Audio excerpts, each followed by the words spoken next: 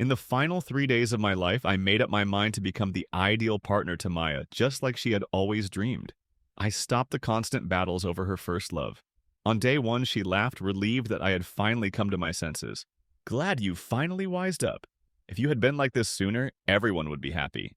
On day two, her look was mixed, her voice tinged with uncertainty. Alex, why aren't you upset? I gave a slight grin. Isn't this what you always wanted? Before reconnecting with the system, Maya and I had been at odds for a week. Host, you've decided to leave, huh?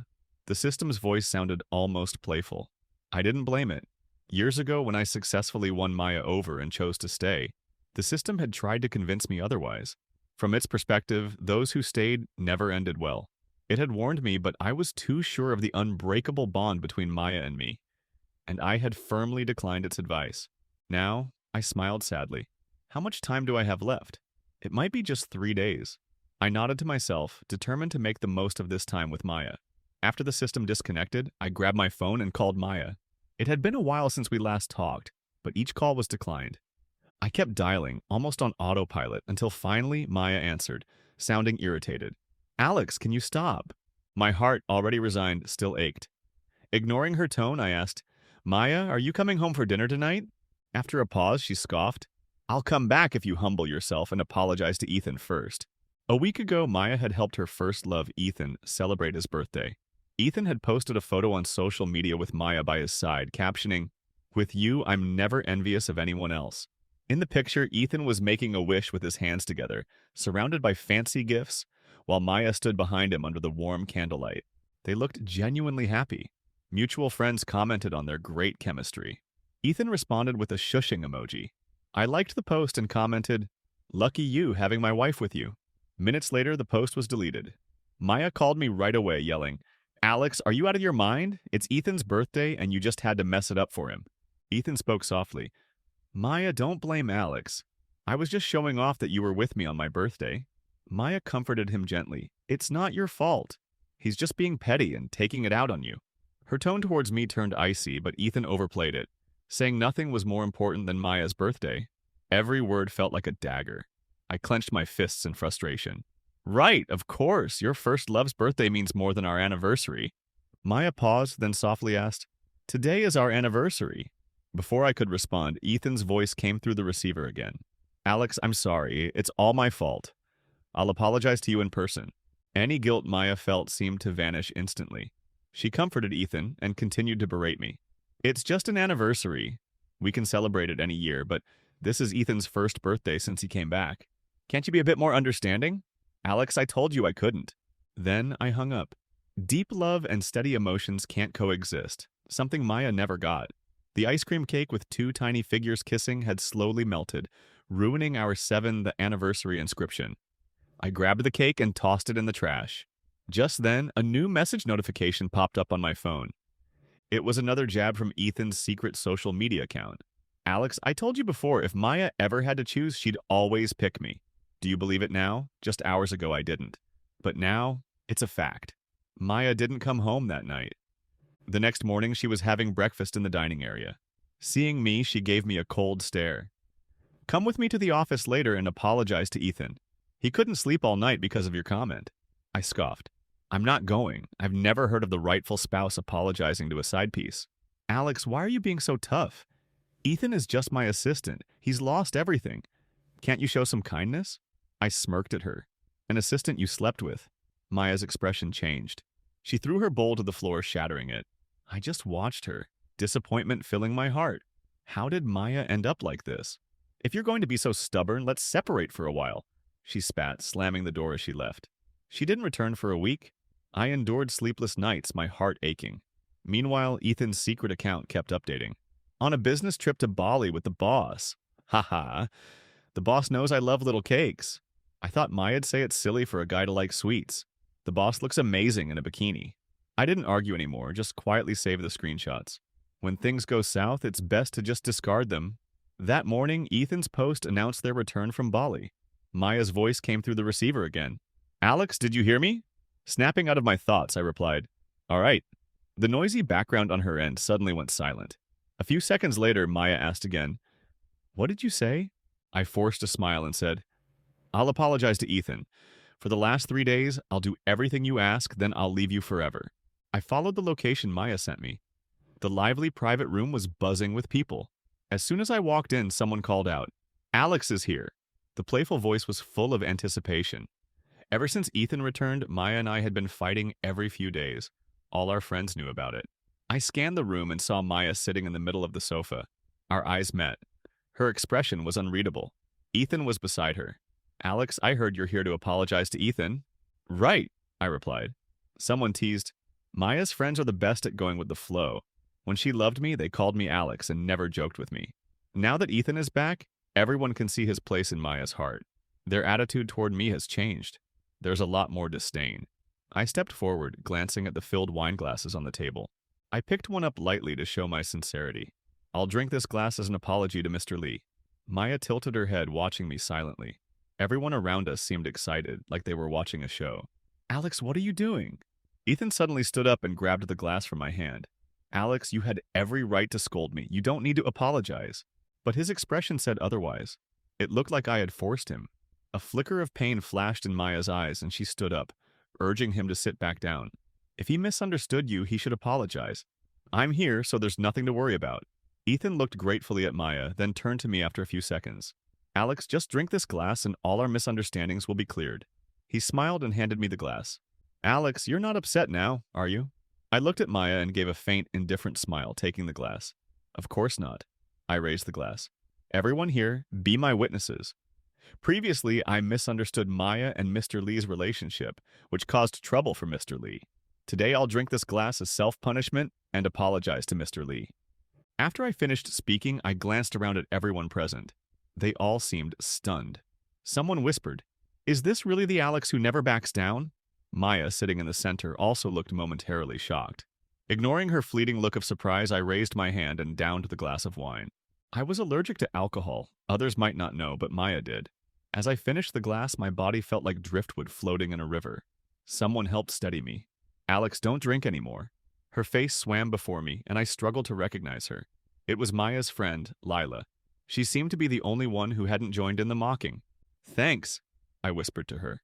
I then tried to look up and ask Maya if this apology was enough, but I saw Ethan quickly glance at the others. Immediately, someone teased loudly, "Alex has good tolerance, but one glass isn't enough to show real sincerity." They maliciously pushed a whole bottle of red wine toward me. Then they looked back at Maya. "Maya, don't you think so?" Maya frowned. Just as she was about to speak, Ethan's voice interrupted again. "Don't say that. Alex lowering himself to apologize to a guy like me is already more than I deserve. As long as Alex doesn't barge into the office to humiliate or hit me again, I'll be thankful." Maya looked at him incredulously. "He barged into the office and hid you." "When?" Her voice rose and the entire room fell silent. "It was on my first day as her assistant," Ethan said. Anger surged in Maya's eyes as she turned to look at me. I admitted calmly, "That's right, I did go that day." Before that, I had argued with Maya countless times because of Ethan.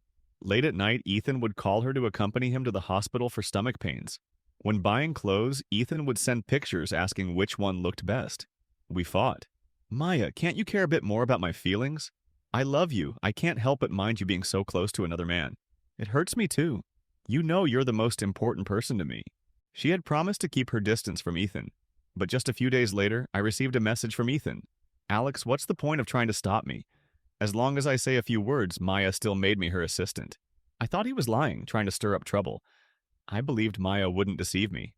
Still, with a hint of unease, I went to Maya's office quietly and saw Ethan sitting there, looking smug. "Alex, check out my watch." Maya gave it to me as a welcome gift. His smug face disgusted me. I raised my hand and punched him. "Ethan, picking up someone's leftovers? Aren't you disgusted?" He rubbed his face but looked at me with an arrogant smile. "Alex, are you scared because you feel like you're losing Maya now?" Ethan touched his unmarked cheek and said, "Alex only punched me once. I'm a grown man. One punch is nothing if it calms him down." Maya's face darkened as she looked at me, her eyes filled with rage as if to swallow me whole. "Alex, I thought you were just possessive and couldn't handle Ethan's return. But I didn't expect you to be someone who would fly into a rage and hit others." Her cold voice showed no compassion. "I think even drinking the whole bottle is too lenient for you." I looked up in shock. "Is that really how you see me?" Maya scoffed. "Actions speak louder than words. You know I can't drink. I stared at her.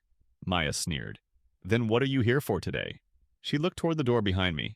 If you're not here to apologize, you can leave now. My heart felt like it was being stabbed by 1,000 needles, as if a hand had clenched around it, making it hard to breathe.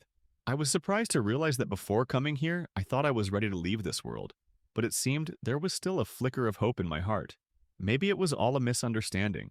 Maybe she still loved me, but that bottle of wine crushed that last bit of hope. Maya, I won't love you anymore. I smiled at her. If I drink this bottle, will you come home with me? Ethan also looked up at her. Maya's eyes revealed nothing as she slowly said, The person you need to apologize to is Ethan, not me, Alex. Adults should take responsibility for their actions. I swallowed the bitterness in my throat and nodded. All right. But in the next second, the bottle was snatched from my hand. Alex, drinking a whole bottle could kill you. Maya pursed her lips, ignoring her, and just looked at me. Alex, the choice is yours. I'm not forcing you. My heart had already shattered into pieces, and now I didn't even feel the pain. I'll drink. I took the bottle from Lila, quietly thanked her again, and put my mouth to the bottle, gulping it down. In my daze, I seemed to see Maya pushing through the crowd, walking toward me. The bottle was taken from my hand, and my body fell heavily. Maya, this wine is damn bitter. In my dream, it felt like I had gone back 7 years. I had just arrived in this world. Back then, Maya was repressed, in pain, and hated everyone around her. She was an illegitimate child, brought back to the Lin family only after her mother passed away. The system reminded me of the story's background. When Maya was a child and first returned to the Lin family, she wasn't liked by the other kids from prominent families and was often bullied. One time, when a group of these children were spraying her with water guns, Ethan, dressed in a little suit, stepped forward to defend her. This became a cherished memory that Maya would never forget. But what she didn't know was that Ethan was only doing it to impress the girl watching from a distance, trying to appear brave and kind. Maya, in all this, was merely a tool. When I arrived, Maya was already making a name for herself in the Lin family, but she was cold-hearted, ruthless in business, and not favored by the family patriarch. I, the youngest son of a family that had been friends with the Lins for generations, had just returned to the country and was introduced to her as a potential match. Initially, Maya had no interest in me. For an entire month, there was no progress. Then, one day, I attended a crucial negotiation on behalf of my father, and Maya was there too. At dinner, an important figure deliberately made things difficult for me, insisting I toast each person at the table. After one glass, my body started itching, red rashes slowly appearing. As I lifted the second glass to my lips, someone reached out and stopped me. It was Maya. She took the glass from my hand and smiled faintly at everyone. The Lin and Chen families are close. I'll take the remaining toasts on Alex's behalf. Amidst the clinking glasses, she subtly shifted the conversation away from me and leaned in to whisper, If you're allergic to alcohol, I suggest you quietly leave now and take some medicine. I'll cover for you. I paused, looking up at her, but her eyes had already brightened as she smoothly joined in the conversation with everyone else, confident, poised, at ease. In that moment, I knew I had fallen for her. I began deliberately showing up around her, slowly softening her sharp edges, helping her build a closer relationship with the Lin family patriarch. I also used connections from the Chen family to help her secure one contract after another, increasing her influence within the Lin family. Our joint efforts left footprints across the globe. During a negotiation in Southeast Asia, we got caught in a crossfire between local factions. We were trapped for 3 days and nights. As we were about to leave the jungle, we encountered bandits. I stepped in front of her and a bullet hit my left chest. In that critical moment, the backup we had arranged finally arrived, rescuing us from the group of desperados.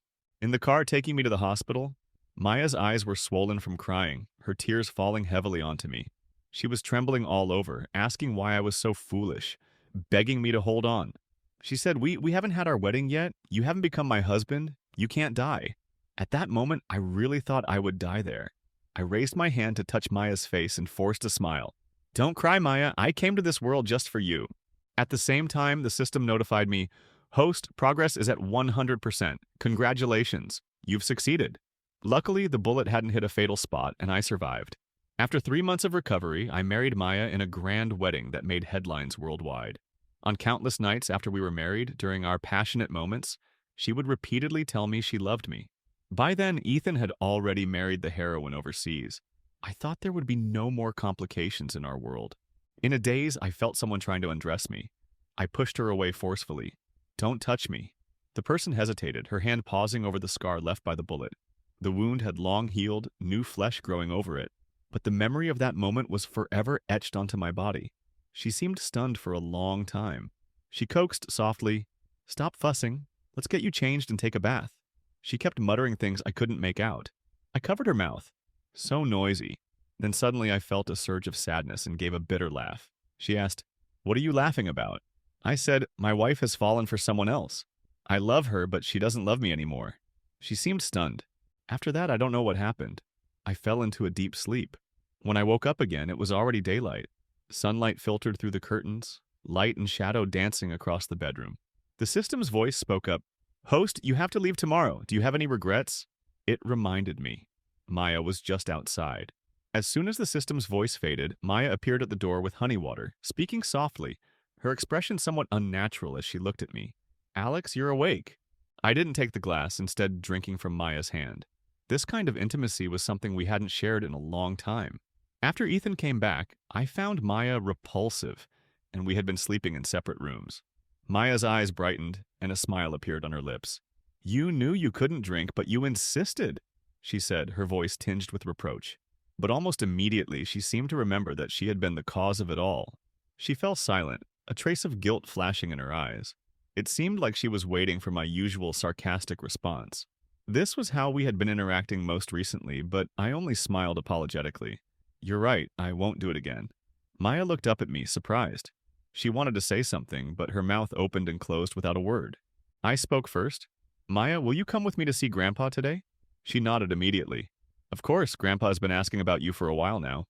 We went to the supermarket together, holding hands as we walked to the health supplement section. I carefully picked out one item after another, occasionally asking for her opinion. After several times, she laughed helplessly. "Are you planning to buy out the whole supermarket?" I looked over and realized that the supplements I had chosen were already piled into a small mountain. Maya continued teasing. "Looks like we brought the wrong car today. Should have brought a truck instead of the sedan to carry all your loot." I smiled. "Better to buy more now, so Grandpa won't run out later.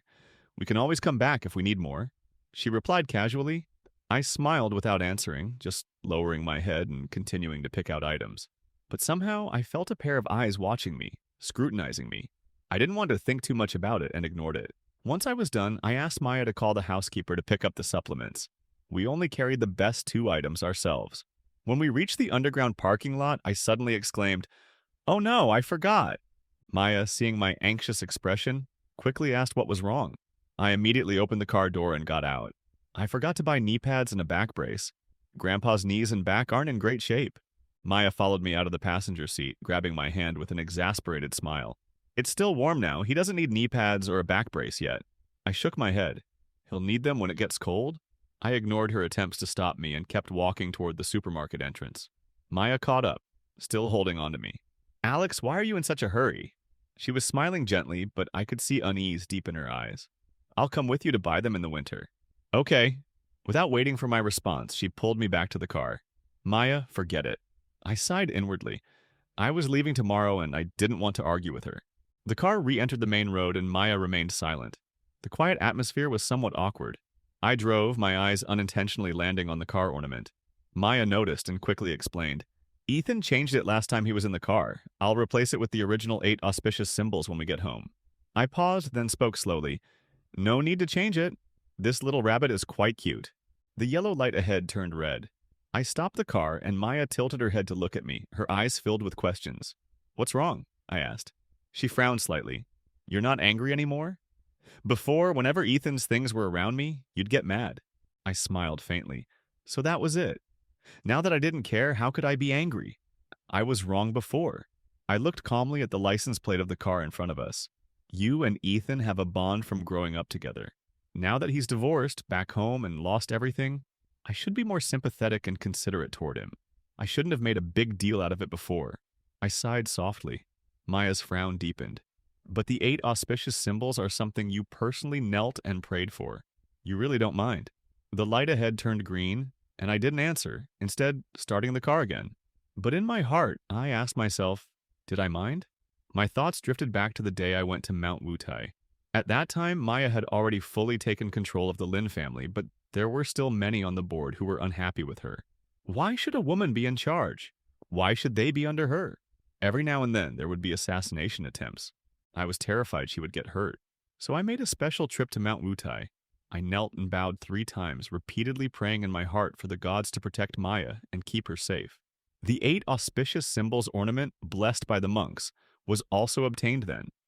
The symbols included the parasol, golden fish, treasure vase, lotus, white conch, endless knot, victory banner, and golden wheel. They symbolize complete blessings and the ability to turn misfortune into good fortune. The entire journey involved 1,080 steps, leaving my knees and forehead bruised and scraped. When I returned with the blessed item, Maya found out. She tenderly applied ice to my bruises, kissing the corners of my mouth. She took the 8 auspicious symbols ornament carefully and said, "As long as it's here, I'll be safe." Now the ornament had disappeared, and I wouldn't ask about it again. The Maya I had loved wholeheartedly was the one who was passionate and wonderful, not the one now, wavering and indulging Ethan's provocations. "Alex!" She called my name, but her phone interrupted. It was Ethan. Maya hesitated, but I smiled and motioned for her to answer before she could react. I reached over and connected the call to the car's Bluetooth system. "Maya?" Ethan's voice came through. Maya looked at me awkwardly. "What's wrong?" Ethan said, "Maya, I stepped on a nail and it pierced my foot. I can't stand up right now. Can you take me to the hospital?" He shifted the camera angle. In the video, there was indeed a nail sticking out of Ethan's foot, but it wasn't deep. I couldn't help but chuckle. He would go to any lengths to get Maya's attention. Hearing my laugh, Ethan's voice became deliberately anxious. "Maya, is Alex there too? Am I bothering you too?" He lowered his voice. "I'm sorry, Maya. I didn't mean to. You know I have no family here anymore. Forget it. I'll handle it myself." On screen, Ethan pretended to try to pull the nail out, only to wince dramatically in pain. "Don't move, Maya placed her hand on the car door handle, instinctively wanting to get out, but in the next moment, it was as if she remembered something. She spoke gently to Ethan. "Alex and I have some things to take care of right now, so I can't come. I'll call Lila to go over." I looked at Maya in surprise. The video call ended. Maya blinked awkwardly. "Why are you looking at me like that?" Before I could answer, a sarcastic laugh escaped me. So she knew how to say no. She could see through Ethan's little tricks? What? Then had all our arguments and her repeated defenses been for nothing? Foreseeing I wasn't answering, she dialed Lila's number on her own, asking her to check on Ethan. Lila shot back, "Girl, I can help you with other things, but I can't do this. Just seeing that green tea guy makes me sick. You always pity him, but his misery isn't Alex's fault. Don't blame me for not warning you. If you keep letting him lead you by the nose, you'll end up really hurting Alex one day." The system suddenly spoke. "Host, this Lila is a true friend." The unexpected voice startled me, and I almost crashed into the car in front of us. Maya was the one who steadied the steering wheel, preventing the crash. I instinctively thanked her. She looked momentarily surprised, then said, "Alex, we're husband and wife. No need to be so formal." I composed myself. I need to focus on driving. Just as we were about to reach the Lin family estate, Maya's phone rang again. It was Ethan. Maya showed a flash of irritation as she answered, "What now?" Her cold tone seemed unfamiliar to Ethan. He was silent for a few seconds. "Maya, are you really not going to help me? We were almost at the old estate." Maya looked conflicted. I smiled at her. "Go see Ethan first. He's hurt and needs someone with him." She looked at me sadly. "You need someone too, Maya." Ethan's voice suddenly rose. "You promised me when we were kids that you'd always be there whenever I needed you. Did you forget?" Maya's body stiffened, and she instinctively looked at me. I chuckled, indifferent. "We're not far from Grandpa's. You drive, and I'll take a cab." Maya wanted to say more, but I was firm. She agreed to go to Ethan, but insisted on taking me to the estate first. When we arrived at the entrance, she stopped. "Alex, how about you go see Grandpa first? I'll be back soon." I watched her get into the driver's seat and start the car without wasting a second. The shadow of her car grew smaller and then disappeared from my sight. "Maya, goodbye." My phone vibrated with a notification. It was a private message from Ethan. "Alex, do you think relying on that old man will keep Maya? You've lost." I typed calmly, "Are you sure?" I had leaked today's schedule with Maya to Ethan. Him calling on the way was also part of my plan. Even though this same scenario had played out countless times, I didn't mind one more. When I leave this place, it would deepen Maya's guilt and regret. From her reaction earlier, it was clear she still had feelings for me. Maybe if I had asked her to stay today, she would have ignored Ethan and stayed with me. But that late awakening, I was disgusted by it. I was curious to see if she'd still feel so confident after today. My thoughts were interrupted as Grandpa came out of the estate, leaning on his cane. His gray hair glistened in the sunlight. The old man who had given me the most love and care in this world? It was finally time for our last goodbye. No one would guess that this kind and amiable old man had once been a powerful figure who navigated both legal and illegal worlds. Take a good look.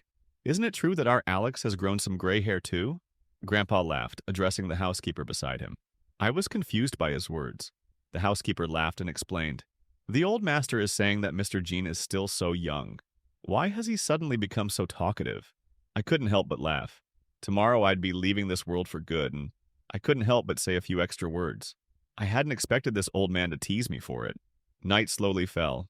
By the time I was about to leave, Maya still hadn't come. Grandpa cursed a few times and immediately told the housekeeper to call her and have her come for a scolding. The system chimed in. Don't worry, host, I've blocked Maya's phone. Sure enough, the housekeeper shook his head helplessly. Grandpa grew more furious. Find out where she is right away. Seeing his anger, I hurried to pat his back and calm him down. He looked at me, concern in his eyes. How long has she been ignoring you like this? I smiled bitterly, shaking my head. No, Grandpa, Maya's just busy today. You're still defending her. Grandpa grew even angrier.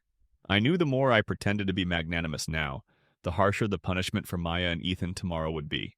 After all, everyone in the Lin family knew that Grandpa favored me far more than Maya. After settling Grandpa into his room, the system explained, Host, Maya didn't mean not to come. I made her car's tires blow out. It paused. 3 cars in a row. I refused Grandpa's offer to have someone drive me. Maya will be here soon. Tell Grandpa not to worry. Then I slowly walked out of the estate, following the plan between me and the system. Shortly after leaving the estate, I was intercepted by robbers and killed. As the cold blade pierced my abdomen, the system detached my consciousness from my body. Bright red blood flowed down the knife, staining the asphalt beneath me dark. Thankfully, I didn't feel any pain. The system manipulated my phone to dial Maya for one final call. She couldn't answer. In the nights to come, she would remember again and again how she abandoned me for Ethan, and how she didn't answer my last desperate call. Losing the chance to save me, the robbers panicked when they realized that they had killed someone and fled. Minutes later, my phone buzzed. Wife calling. But no one would ever answer again. My body lay twisted in an unnatural position, ribs and knees broken. The robbers wanted to leave no trace, slashing me over a dozen times. The system couldn't bear to watch. Covering my eyes, it said, Sorry, I might have gone too far. I shook my head. It's all right. Otherwise, how would Maya be haunted by this forever? The phone kept buzzing insistently. I watched in silence. The system had told me that on my last day in this world, I would exist as a soul. 2 hours later, Maya followed the phone's GPS to find my body. The scene before her left her utterly frozen. She reached out in disbelief, her trembling hand checking my breathing. The emptiness she felt made her entire body shiver. She collapsed to the ground. The system spat. Pump! What's the point of looking so regretful now? Alex? Alex? Wake up! She sobbed uncontrollably, pressing her hands against my wounds. But there were too many, and the blood had long since drained away. Though my soul had left my body, seeing the jagged cut still made her heart ache.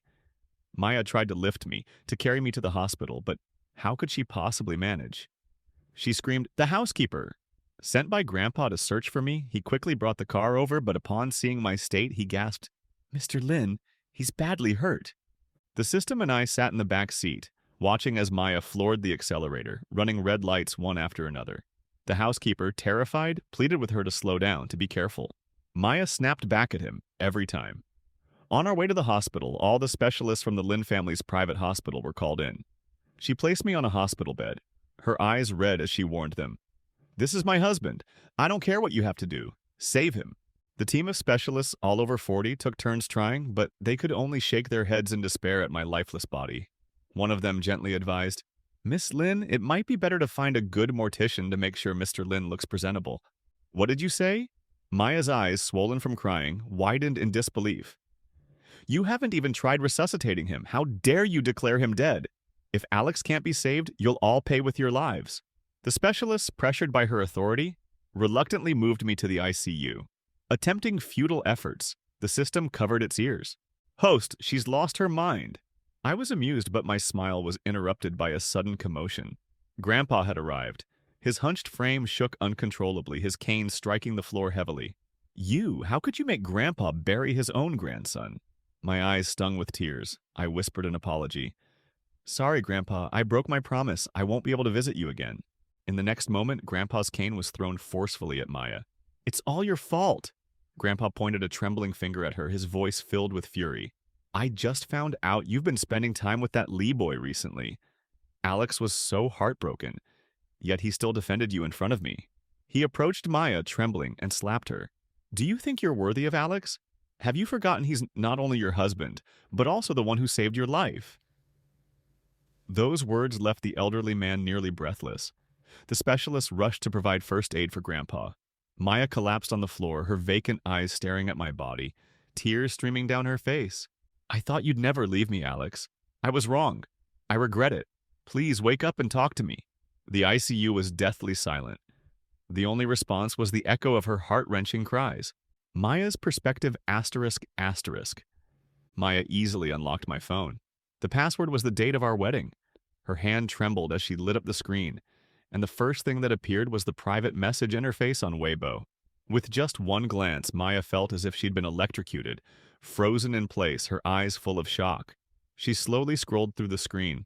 The provocations and insults from Ethan over the past few months unfolded before her, one by one, without missing a single word.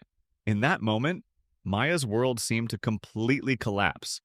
She watched the indulgence she had once shown Ethan transform into countless venomous snakes, biting into her husband. A vibration came from WeChat, and Maya switched to the WeChat interface. It was a message from my personal doctor, Mr. Lin. Why haven't you come for follow-up treatment recently?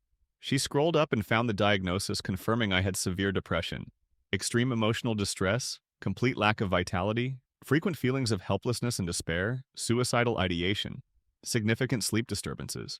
Maya looked at the date of the diagnosis. It felt familiar. Suddenly she remembered. That was the day Ethan joined LinCorp as her assistant. The doctor had asked, "Why do you feel this way?" I had replied, "My wife's first love came back. She often leaves me for him and fights with me. She wasn't like this before."